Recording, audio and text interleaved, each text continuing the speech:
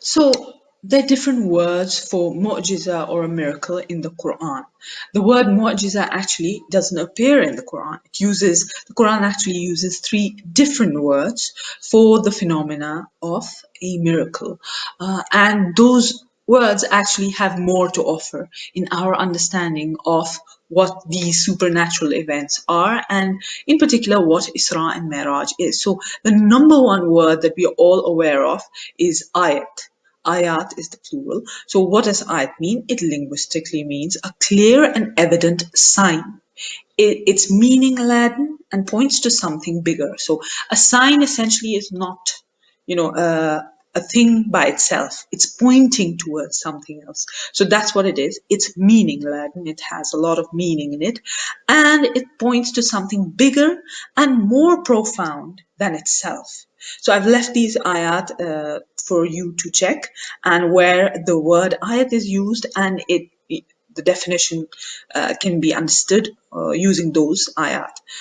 Okay, so ayat is also used for a verse from the Quran, because we know that the Quran is the greatest miracle from Allah subhanahu wa ta'ala. So every verse, every sentence in the Quran is in itself a miracle. It's a linguistic miracle. It's a miracle when it comes to its accuracy, when it comes to its perfection, and there are various levels at which it is a miracle. And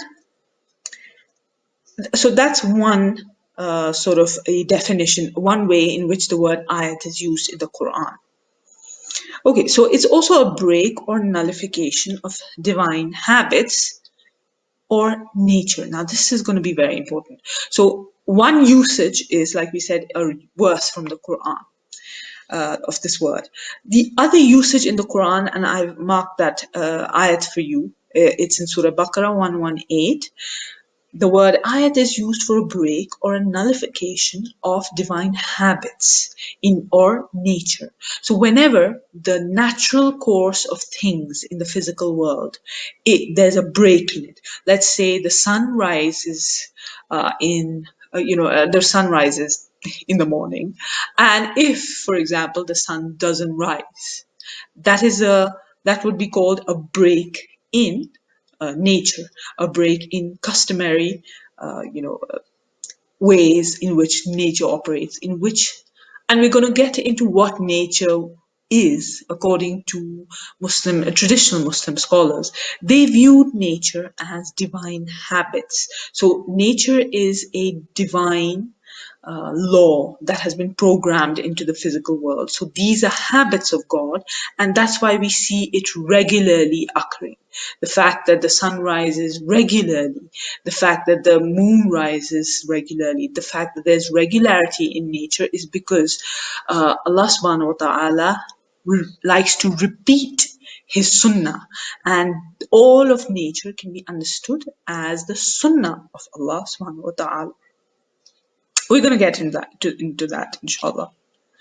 And there are other words as well. There's bayyina, there's mubsira, and there's burhan. All three of these, actually four in total, ayat, bayyina, mubsira, burhan, are used in relation to mu'jiza, in relation to miracles. So bayyina is irrefutable evidence provided by an extraordinary phenomenon.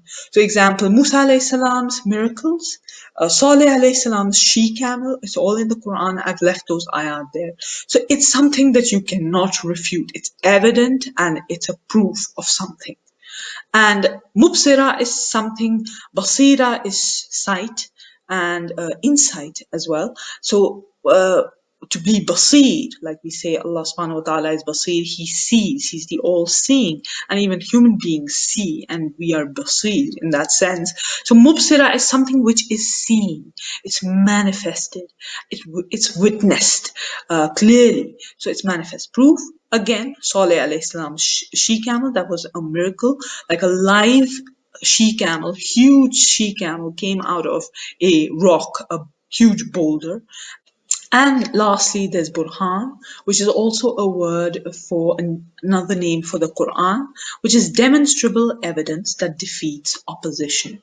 So this word is even used in legal texts. It's a legal word, even used in Islamic philosophy to provide proof. You would say, show your Burhan. You would have to present Burhan, which is irrefutable, demonstrable evidence. For example, Musa alayhi salam's miracles, this particular ayat shows, it actually calls his miracles burhanat.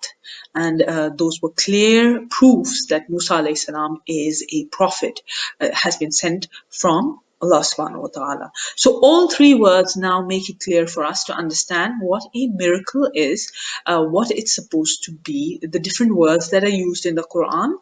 And with this, now we can easily go into the purposes of miracles. All of this is very important to understand and to then construct our view about Isra and Miraj. How much of Isra and Miraj should be understood? Can it be understood? And how to understand it? Those questions cannot be asked unless and until we are clear about the basic definitions of what a miracle is according to Islam, according to the Quran. What are the words that are used? Okay. Be sure to check out our website and our online courses marketplace, where you can find a good variety of courses on these different categories that we have: self, health, wealth, world, history, and science. We have a good collection of online courses taught by different experts on very interesting subjects. Sign up and check out all of these courses, inshallah.